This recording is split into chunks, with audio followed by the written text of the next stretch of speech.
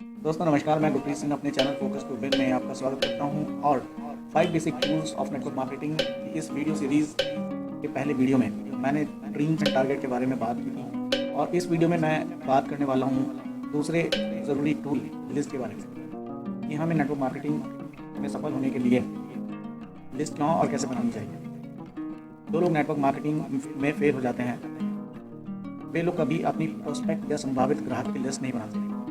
लेकिन आप इस वीडियो को देख रहे हैं तो इसका मतलब यह है कि आप नेटवर्क मार्केटिंग में सफल होना चाहते हैं, आप सीखना चाहते हैं। तो हम पहले लिस्ट की इम्पोर्टेंस को समझते हैं कि लिस्ट बनानी क्यों ज़रूरी है। जब हम कुछ भी बनाते हैं या जब हम अपना घर बनाते हैं तो हमें सबसे पहले रॉ मटेरियल की ज़रूरत पड़ती है, जैसे ईंट, बजरी, पत्थर, सीमेंट आदि। और आप जानते ही हैं कि इन रॉ मटेरियल के बिना घर नहीं बनाया जा सकता। ठीक इसी तरह नेटवर्क मार्केटिंग में अपने सपनों का महल खड़ा करने के लिए भी रॉ मटेरियल की ज़रूरत होती है और वह है हमारे प्रोस्पेक्ट यानी कि संभावित ग्राहक की लिस्ट।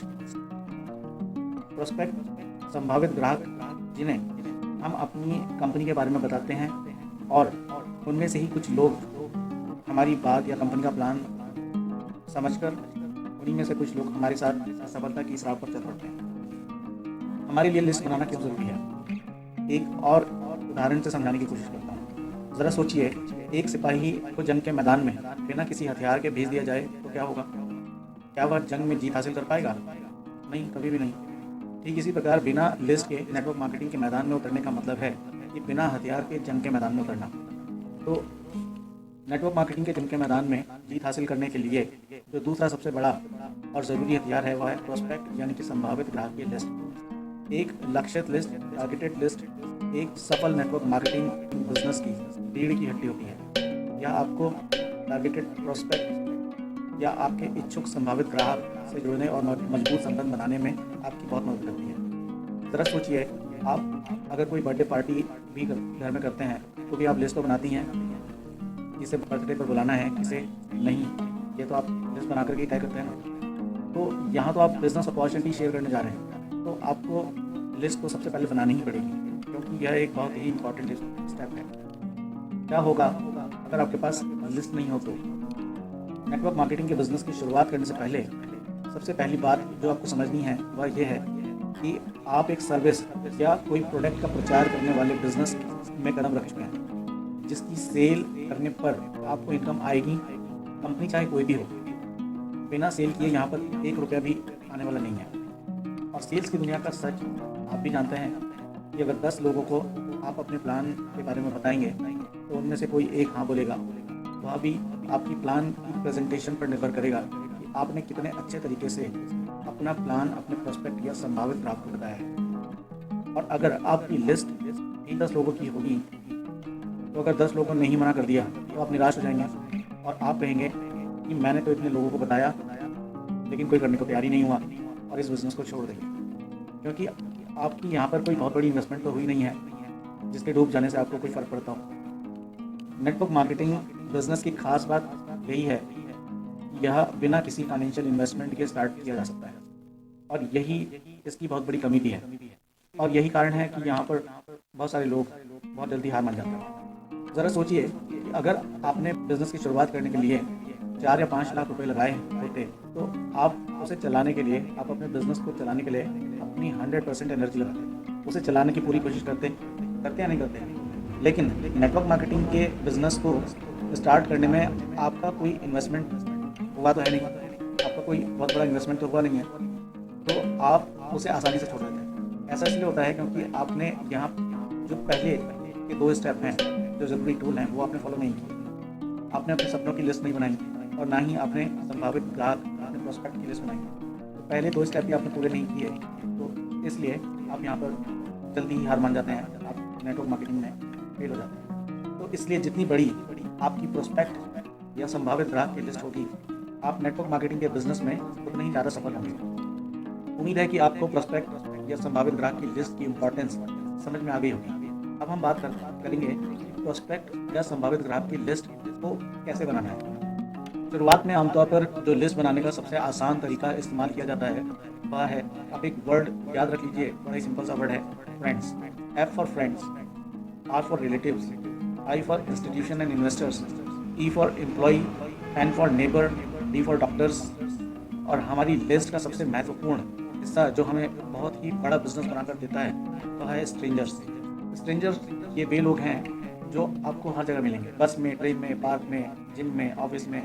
ये लोग आपकी लिस्ट को कभी ख़त्म नहीं होने देंगे। आपको स्ट्रेंजर्स पर काम करना सीखना होगा, क्योंकि इनमें से ही कुछ लोग आपको मिलेंगे जो आपको करोड़पति बना देंगे। हमेशा क्वालिटी वाले लोगों को अपनी टीम में शामिल करने के लिए अपना पूरा प्रयास करते रहें, क्योंकि क्वालिटी वाले लोग आपकी टीम में अगर आ गए तो क्वांटिटी तो अपने आप ही आ जाएगी। इसलिए आपको अपनी लिस्ट बनाते वक्त गुणवत्ता का पूरा ध्यान रखना होगा, क्वालिटी का पूरा ध्यान रखना होगा, क्योंकि क्वालिटी लिस्ट बनाने के लिए लगातार लीड जनरेशन करने के लिए एक रणनीति बनाना महत्वपूर्ण है।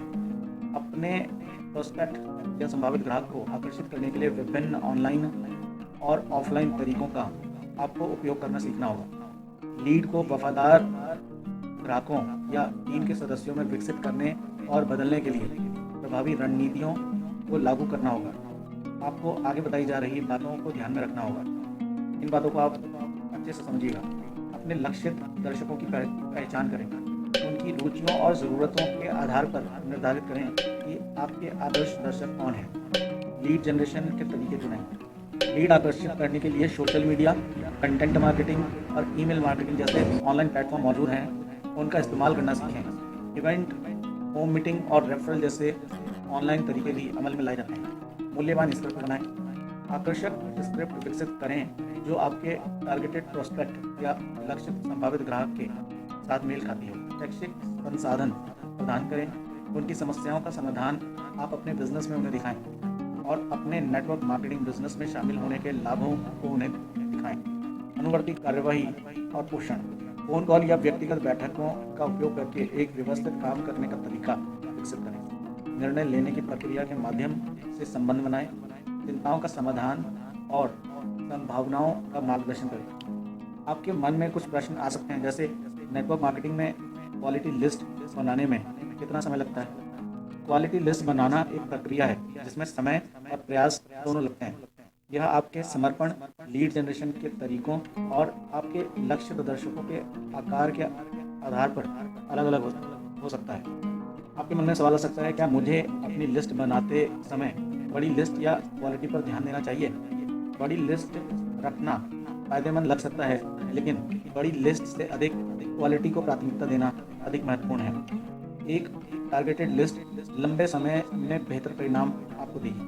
आपके मन में सवाल आ सकता है, मुझे कितनी बार अपनी लीड्स का पालन करना चाहिए। नेटवर्क मार्केटिंग में लगातार कार्यवाही करना महत्वपूर्ण है। एक फॉलोअप शेड्यूल बनाएं और बिना ज़्यादा दबाव डाले नियमित रूप से अपनी लीड से जुड़ने का लक्ष्य रखें। आपके मन में सवाल आ सकता है, क्या मैं अपने नेटवर्क मार्केटिंग व्यवसाय के लिए लीड खरीद सकता हूँ। आमतौर पर लीड खरीदना सही तरीका नहीं है, क्योंकि हो सकता है कि उन्हें आपकी प्रेजेंटेशन में वास्तव में रुचि ना हो। बेहतर परिणामों के लिए जैविक लीड जनरेशन विधियों पर ध्यान केंद्रित करना सबसे अच्छा है। लीड आकर्षित करने के लिए मुझे किस प्रकार की स्क्रिप्ट या कंटेंट बनानी चाहिए। ऐसी स्क्रिप्ट या कंटेंट बनाएं जो आपके लक्षित दर्शकों की समस्याओं और चुनौतियों का समाधान करें। बहुमूल्य जानकारी उनकी जीवन में आ रही समस्याओं का समाधान प्रदान करे, जो आपको अपने क्षेत्र में एक लीडर के रूप में प्रेजेंट करे। आपको इस तरह की स्क्रिप्ट या कंटेंट बनाना होगा। तो इस वीडियो में बस इतना ही। अगले वीडियो में हम 100% यूज़र क्यों बने और उसके फ़ायदे के बारे में बात करेंगे। धन्यवाद। Thanks for watching my video and please subscribe my channel Focus to Win.